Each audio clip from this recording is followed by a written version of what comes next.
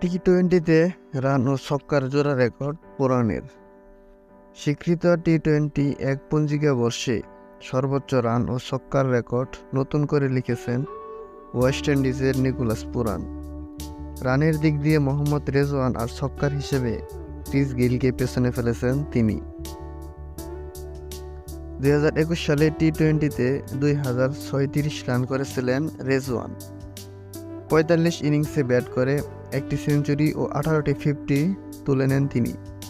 রেজওয়ানের এই রেকর্ড ভাঙতে 20 ইনিংস বেশি খেলতে হয়েছে পুরানকে। চলতি বছরে 65 ইনিংসে ব্যাটিং করে 2059 রান তুলে ফেলেছেন এই ক্যারিবিয়ান ব্যাটার। কোনো সেঞ্চুরি না পেলেও 50 ইনিংস আছে 14টি। এক পঞ্জিকা বর্ষে সর্বোচ্চ 135 ছক্কার রেকর্ড ছিল ইউনিভার্স বস খ্যাত ক্রিস গেইলের দখলে।